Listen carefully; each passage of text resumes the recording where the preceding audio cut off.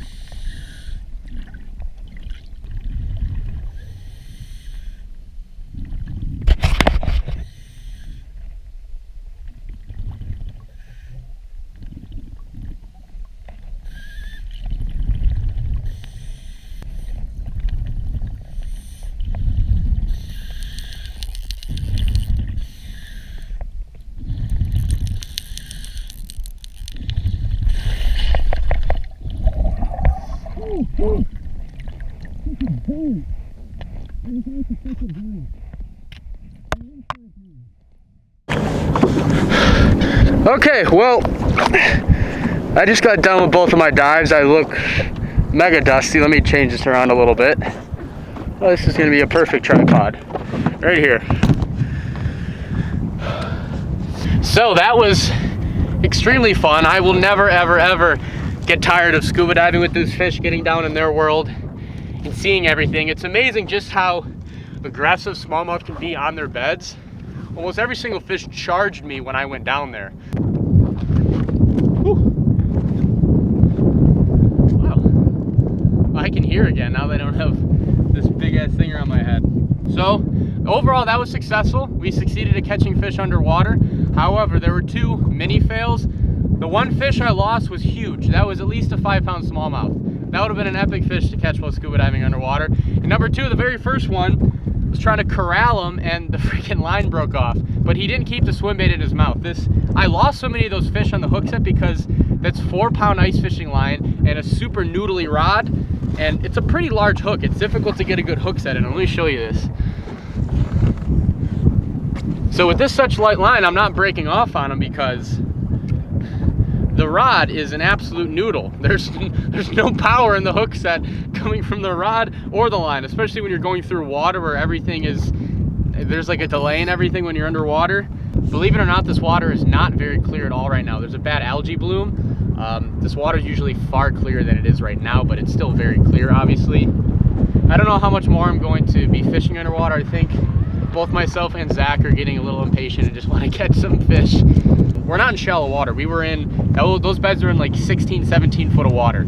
So they were bedding very deep. I think we're gonna go catch some now. Actually the right way. Does that sound good? Sounds good to me. I think it's just a little one. Zach, how long did that take with a rod? What, by the time it hit the water? Yeah. 7 seconds. I think he might have swam up and got it. Yeah. Oh, 3-pounder? Oh. These fish are a little easier to catch with the rod and reel. Nice. Oh,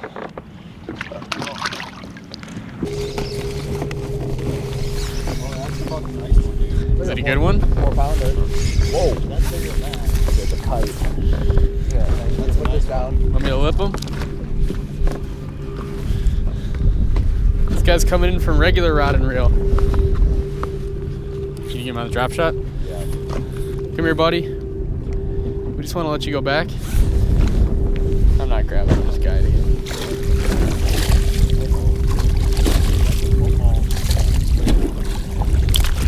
Oh, he didn't get paralyzed.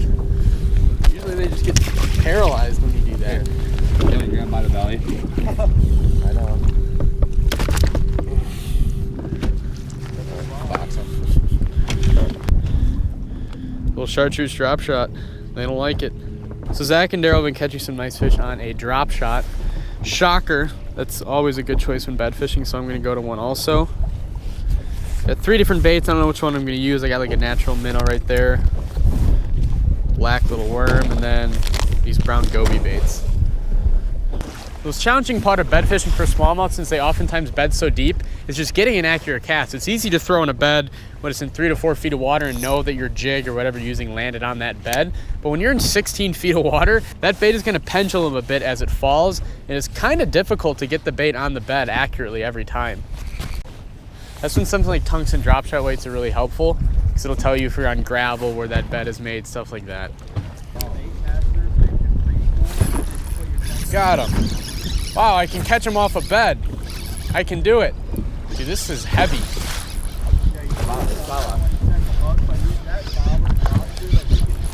This is a nice one. Finally, the wind's picked up a little bit. This guy thumped this tube jig so hard in his bed. I went away from the drop shot because it's so windy and this is so deep. I was having difficulties getting it on their beds. Come here, big guy.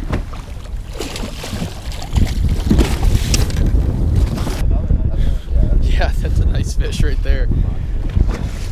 Beauty.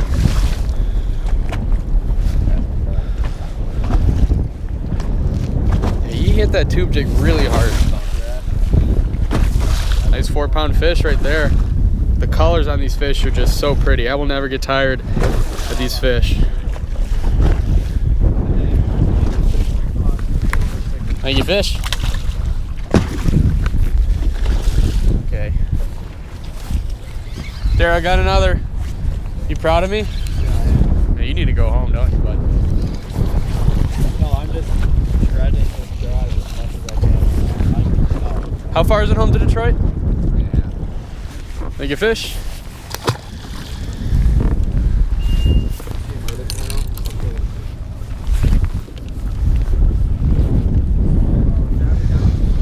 Strap it.